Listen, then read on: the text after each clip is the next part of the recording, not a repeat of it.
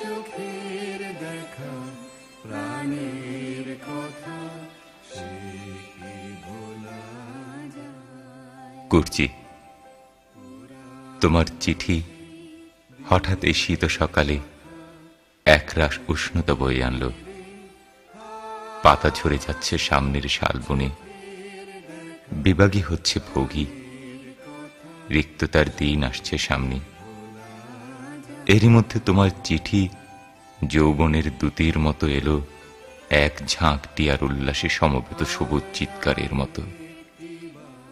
তার মানে এই নয় যে তোমার চিঠি দুর্বোধ্য। উপমার খুঁত ক্ষমা করে দিও। কেমন আছো তুমি? জানতে চাইলেও জানতে পাই কই। সকাল থেকেই তোমাকে আজ খুব সুন্দর একটা চিঠি লিখতে ইচ্ছে করছিল। ঘুম ভাঙার পর থেকেই তোমার কথা মনে পড়ছিল খুবই। আজকে ঘুমও ভাঙল বড় এক চমকে। এক জোড়া পাখির ডাকে ঘুম ভাঙল। যে পাখিদের ডাক বড় একটা শুনিনি এদিকে। কম্বল ছেড়ে দৌড়ে বাইরে গিয়ে দেখি একজোড়া স্কারলেট মিনিভেট এসে বসেছে আম গাছের মাথায়।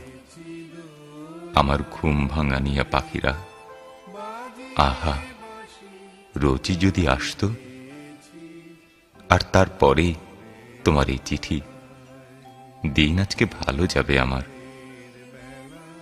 বলছিলাম যে সকাল থেকেই তোমাকে সুন্দর একটি চিঠি লিখব ভাবছিলাম, কিন্তু সুন্দর সুখের যা কিছু ইচ্ছা তা দমন করার মধ্যেও বোধহয় এক ধরনের গভীরতর সুখ নিহিত থাকে, থাকে না? আজ চিঠি লিখব না তোমাকে, তার বদলে একটি স্বপ্নহার পাঠাচ্ছি। লেখক, কবি না, তবুও তার নাম গোপনই থাক। কি যে দেখেছিলাম তোমার ওই মুখটিতে কুর্চি। এত যুগ ধরে কত মুখই তো দেখলো এই পোড়া চোখ দুটি, কিন্তু কিন্তু এমন করে আর কোন মুখই তো আমার সর্বস্বকে চুম্বকের মতো আকর্ষণ করেনি। ভালো না বাসলেই ভালো। বড় কষ্ট গো ভালোবাসায়। ভালোবাসা তো কাউকে পরিকল্পনা করে বাসা যায় না।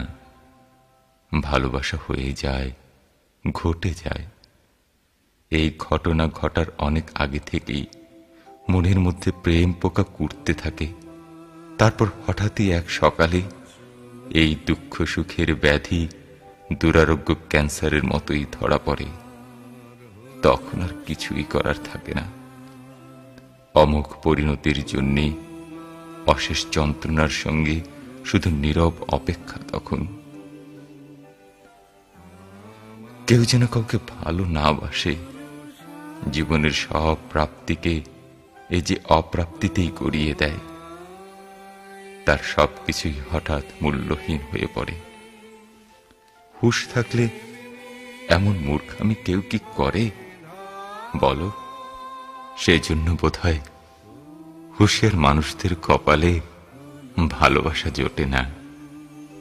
যারা হারাবার ভয় করে না কিছুতেই, একমাত্র তারাই ভালোবেসে সব হারাতে পারে। অথবা অন্য দিক দিয়ে দেখলে মনে হয় যা কিছুই সে পেয়েছিল বা তার ছিল, সেই সমস্ত কিছুকেই অর্থবাহী করে তোলে ভালোবাসা। যে ভালোবাসেনি তার জীবন বৃথা। তবু বড় কষ্ট ভালোবাসায়। এমন মহাবোধ আর কি আছে? স্বপ্নহার তোমাকে পাঠাই।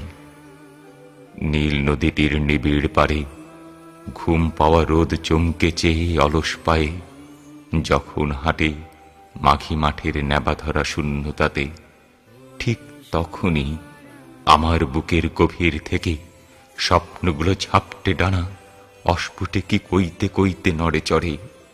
স্বপ্ন ওড়ে, স্বপ্নে দেখি নীরের পাখি আসছে নীরে, অনেক পাহাড় মাঠ পেরিয়ে ভালোবাসা ঠোঁটে করে আসছে ফিরে পাখি আমার, নীরের পাখি।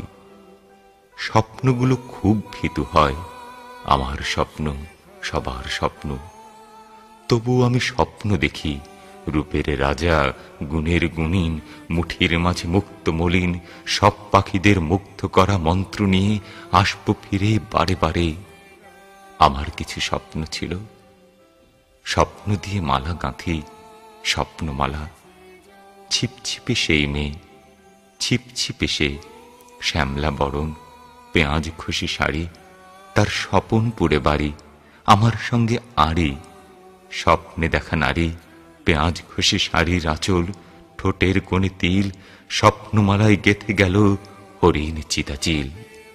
স্বপ্নে আমি ভেবেছিলাম অনেক কিছুই, ভেবেছিলাম এটা করব, সেটা করব, বাড়ি করব পাহাড় চূড়ায় স্বপ্ন এবং সুখের গুঁটো দিয়ে। পায়ের কাছে বইবে নদী, নারীর মতো, সাধের নারী, বাধ্যতার নাব্যতাতে নীল। স্বপ্ন ওরে, স্বপ্ন ওরে বারে বারে।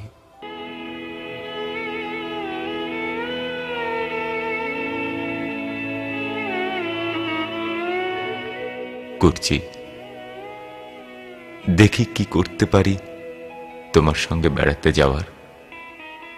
ইচ্ছে তো কত কিছুই করে, এই জীবনে কটি ইচ্ছে আর পূর্ণ হলো বলো? কারি বা হয়? এমনিতে আমার অনেক কষ্ট, এমন করে ডাক পাঠিয়ে কষ্ট আর বাড়িও না। একা একা মজা করতেও বিবেকে লাগে। যার বিবেক বেঁচে থাকে তার সুখ মরে যায়। সুখী হবার সহজ উপায় বিবেকহীন হওয়া। বিবেক বিবশ হলেই বাঁচি।